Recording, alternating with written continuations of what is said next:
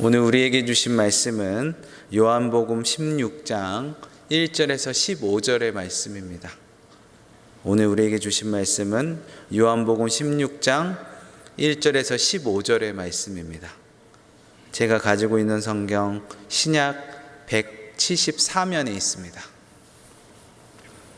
요한복음 16장 1절에서 15절의 말씀을 우리 한 목소리로 합독하도록 하겠습니다. 내가 이것을 너희에게 이름은 너희로 실족하지 않게 하려 함이니 사람들이 너희를 출교할 뿐만 아니라 때가 이르면 물은 너희를 죽이는 자가 생각하기를 이것이 하나님을 섬기는 일이라 하리라. 그들이 이런 일을 할 것은 아버지와 나를 알지 못함이라. 오직 너희에게 이 말을 한 것은 너희로 그때를 당하면 내가 너희에게 말한 이것을 기억나게 하려 함이요 처음부터 이 말을 하지 아니한 것은 내가 너희와 함께 있었음이라. 지금 내가 나를 보내신 이에게로 가는데 너희 중에서 나더러 어디로 가는지 묻는 자가 없고 도리어 내가 이 말을 함으로 너희 마음에 근심이 가득하였도다. 그러나 내가 너희를 실상을 말하노니 내가 떠나가는 것이 너희에게 유익이라. 내가 떠나가지 아니하면 보혜사가 너희에게로 오지 아니할 것이요 가면 내가 그를 너희에게로 보내리니 그와 와서 죄에 대하여 의에 대하여 심판에 대하여 세상을 책망하시리라. 죄에 대하여 함은 그들이 나를 믿지 아니하며 의에 대하여 함은 내가 아버지께로 가니 너희가 다시 나를 보지 못하며 심판에 대하여 함은 이 세상 임금이 심판을 받음이라. 내가 아직도 너희에게 이를 것이 많으나 지금은 너희가 감당하지 못하리라.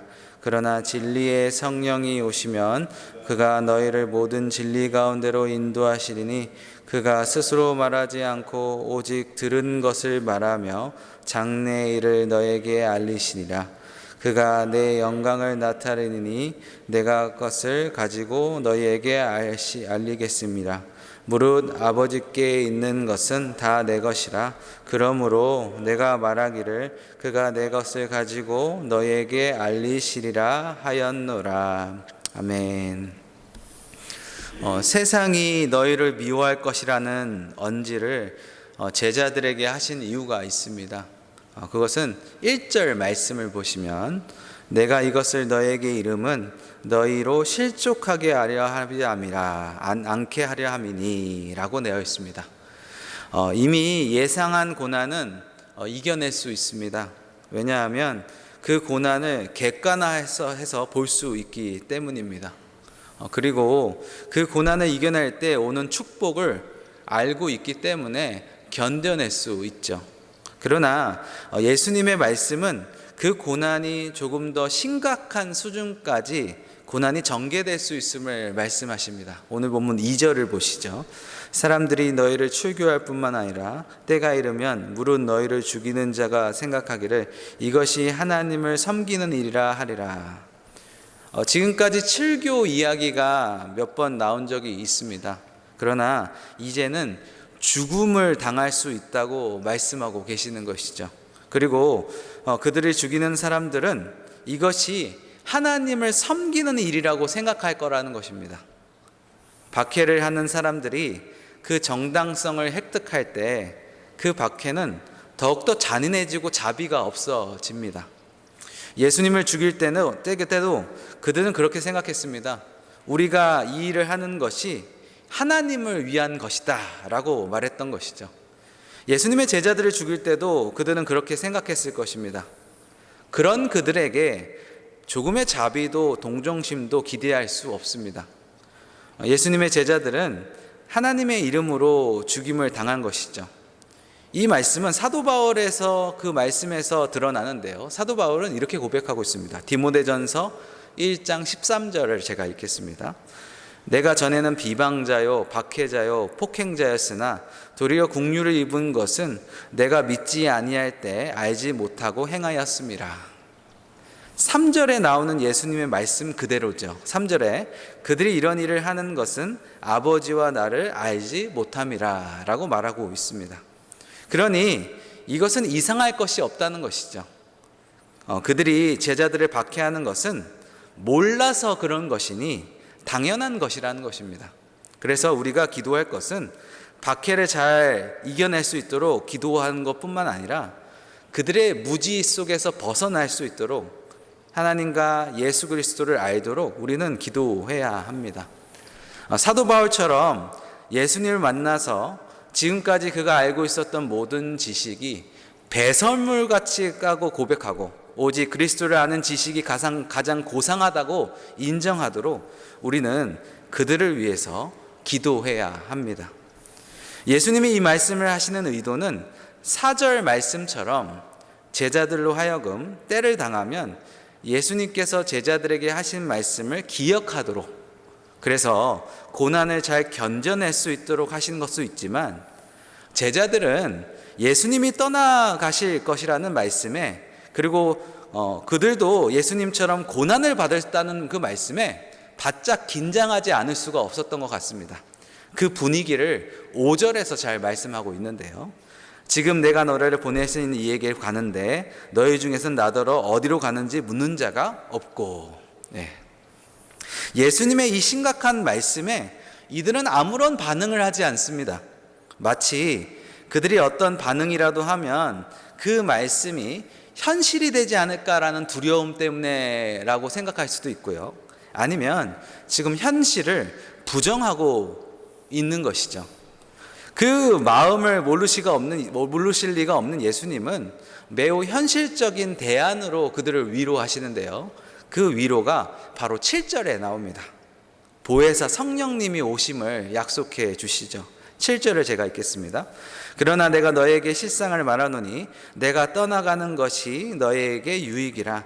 내가 떠나가지 아니하면 보혜사가 너에게로 오지 아니할 것이요 가면 내가 그를 너에게 보내니리니. 보혜사에 대한 관련된 말씀은 요한복음 14장부터 예수님의 고별사에서 지금까지 5번 정도 언급이 됩니다. 첫 번째 언급은 14장 16절에 나오는데요. 거기서는 보혜사 성령님을 진리의 영, 영원히 제자들 안에 함께 하시는 분이라고 소개하고 있고요. 또 두 번째 보혜사에 관한 말씀은 14장 26절에 나옵니다. 거기서는 성령님을 제자들을 친히 가르치시는 분, 그리고 예수님의 말씀을 생각나게 하시는 분으로 소개하고 있습니다. 그리고 세 번째 보혜사는 요한복음 15장 26절에 나옵니다. 여기서는 진리의 영이시고 예수님을 증언하는 분으로 소개하고 있습니다. 그리고 오늘 본문에 네 번째, 다섯 번째 보혜사에 관련 말씀이 나오는데요. 네 번째 말씀은 보혜사 성령님께서 세상에서 하는 역할에 대해서 말씀하고 있고요. 다섯 번째 보혜사는 제자들을 위해서 하실 일에 대해서 말씀하고 있습니다. 그렇다면 오늘 본문의 보혜사가 세상에 관한 역할은 무엇일까요? 그 역할을 오늘 본문 8절에서 11절 말씀에서 우리에게 말씀하고 있습니다. 제가 8절에서 11절 말씀을 다시 한번 읽겠습니다. 그가 와서 죄에 대하여 의에 대하여 심판에 대하여 세상을 책망하시리라. 죄에 대하여 함은 그들이 나를 믿지 아니하며 의에 대하여 함은 내가 아버지께로 가니 너희가 다시 나를 보지 못하며 심판에 대하여 함은 이 세상 임금이 심판을 받음이라. 이것은 세상에 대한 보혜사의 역할입니다. 보혜사는 세상에 대해서 책망하시고 죄를 드러나는 일을 하시죠.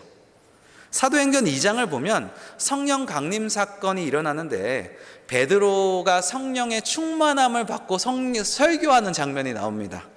그때 사람들이 어떻게 반응하는지를 보여주는데요. 2장 36절, 37절을 제가 한번 읽겠습니다. 37절부터 읽겠습니다. 사도행전 2장 37절입니다. 그들이 이 말을 듣고 마음에 찔려 베드로와 다른 사도들에게 물어 이르되 형제들아 우리가 어찌할꼬 하거늘. 그들이 마음에 찔림을 받은 것은 성령께서 베드로의 말씀을 통해서 말씀이 책망을 듣고 그들이 마음에 찔림을 받았다는 것이죠. 어떤 책망이죠? 그 책망이 사도행전 2장 36절에 나오는데요. 제가 또 읽겠습니다. 그런즉 이스라엘 온 집은 확실히 알지니 너희가 십자가에 못 박은 이 예수를 하나님이 주와 그리스도가 되게 하셨음이라. 이 책망인 것이죠. 아마 오늘 본문 9절 말씀과 비슷합니다.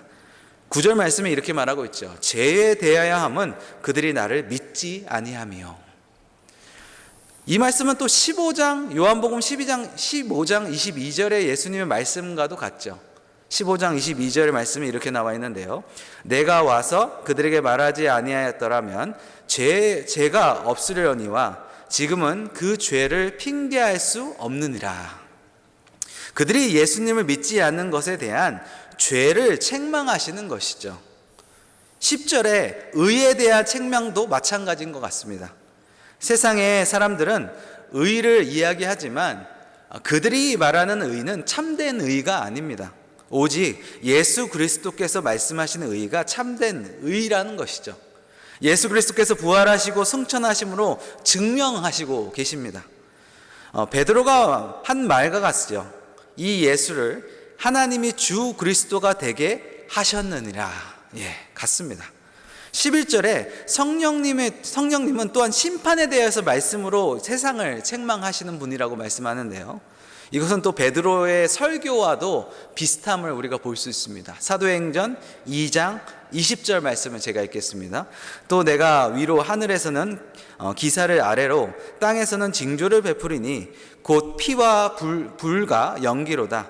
주의 크고 영화로운 날이 이르기 전에 해가 변하여 어두워지고 달이 변하여 피가 되리라. 누구든지 주의 이름을 부르는 자는 구원을 받으리라. 성령님께서 이렇게 심판을 드러내시고 예수 그리스도의 의를 드러내시고 세상의 죄를 드러내시는 이유는 무엇일까요? 그것은 세상이 이 성령님의 책망으로 죄를 깨달아 죄를 회개하고 주의 이름을 불러 구원을 받게 하기 위해서라고 성경은 말하고 있습니다. 책망의 이유는 세상의 구원인 것이죠. 그리고 이 성령님의 책망의 사역은 베드로의 설교를 통해서 나타난 것처럼 이제는 교회를 통해서 나타날 거라고 말씀하십니다. 이 성령의 역할이 바로 교회의 역할인 것이죠. 세상의 죄에 대해서 책망하고 예수 그리스도의 구원을 알리며 심판에 대해서 분명하게 선포하는 것, 이것이 바로 우리 교회의 역할입니다. 어쩌면 이 말씀들을 들은 제자들은 더 혼란스러웠을지도 모릅니다. 그러나 크게 상관이 없습니다. 왜냐하면 성령님이 오시면 제자들이 곧 깨닫게 될 것이기 때문입니다. 그렇다고 해서 예수님은 더 이상 이 일을 막 부담스럽게 진행시키지 않으십니다. 12절과 13절을 보시겠습니다. 내가 아직도 너에게 이를 것이 많으나 지금은 너희가 감당하지 못하리라. 아직 성령을 받지 않았기 때문에 너희가 감당하지 못한다는 것이죠. 그리고 13절에 그러나 진리의 성령이 오시면 그가 너희를 모든 진리 가운데 인도하시리니 그가 스스로 말하지 않고 오직 들은 것을 말하며 장래의 일을 너에게 알리리라 라고 말씀하고 있습니다. 이것이 바로 성령님에 관한 마지막 5번째 사역입니다. 제자들을 향한 성령님의 역할인 것이죠. 요한복음은 5번에 향해서 이 성령님 보혜사의 역할에 대해서 우리에게 소개하고 있습니다. 성령님은 하나님의 영으로 또 그리스도의 영으로 제자들을 이끄실 거라고 말씀하고 있는 것이죠. 지금은 알 수 없지만 또 보이진 않지만 성령님의 이끄심을 신뢰하고 순종한다면 성령님은 제자들을 진리 가운데로 이끌어 주실 것입니다. 이 말씀이 실제로 이루어졌는지 안 이루어졌는지는 우리가 사도행전을 보면 우리가 알 수 있습니다. 사도행전에서 어떻게 성령께서 역사하셨는지 그 기록을 우리가 계속해서 주일날마다 보고 있습니다. 사도행전은 다른 말로 성령행전이라고도 호칭하는데요. 왜냐하면 사도들이 행했지만 실제로 사도들이 행함으로 인도하신 분이 바로 성령님이시기 때문입니다. 그래서 사도들의 행함은 기록은 보다 성령님이 했다는 것을 더 보다 정확하게 우리가 사도행전을 통해서 오늘 성령을 통해서 알 수 있는 것입니다. 그렇습니다. 성령님은 제자들을 진리 가운데로 인도하셨고 그 성령님은 지금도 우리를 진리 가운데로 인도해 주십니다. 예수님을 떠나신 그 빈자리, 그 자리를 우리 성령님께서 채워주십니다. 지금 우리 눈앞에 예수님 계시지 않지만 우리 안에 성령님이 계십니다. 우리를 지금도 한치 오차 없이 진리 가운데로 인도하시는 분이 우리 성령님이시라는 것이죠. 우리는 성령님과 함께 세상을 책망하는 교회로 서 있습니다. 이 엄청난 사역은 우리가 생각했을 때 내가 감당할 수 없겠다라고 생각할 수 있지만, 그러나 지금까지 믿음의 선배님들을 해왔던 그 모습을 보면서 그 방식대로 우리가 성령님을 의지하며 우리 인생 가운데 살아간다면 성령님은 반드시 우리를 진리 가운데로 인도해 주신다는 것이죠. 이 성령님과 함께 그 은혜를 감당해 나가시는 우리 모든 삼성의 성도님들 되시길 주님의 이름으로 축원해 드립니다. 같이 기도하겠습니다. 주님 감사합니다. 성령의 사역이 곧 교회의 사역임을 깨닫게 해주시니 감사합니다. 그러나 주님, 세상을 책망해야 될 교회가 오히려 세상의 책망을 받을 때가 있습니다. 세상의 죄에 대해서 지적해야 될 교회가 오히려 죄를 지적당할 때가 있습니다. 주님, 회개하오니 이 사명을 이런 우리를 용서해 주시고 다시 한번 말씀을 붙들어 다시 한번 세상을 향하여 사명을 감당할 수 있는 은혜와 은총을 우리에게 베풀어 주시옵소서. 오직 성령님의 가르침과 인도하심을 따라 이 세상에서 승리할 수 있는 우리가 될 수 있도록 은혜를 베풀어 주시옵소서. 감사드렸고 예수님의 이름으로 기도드렸습니다. 아멘. 이 시간에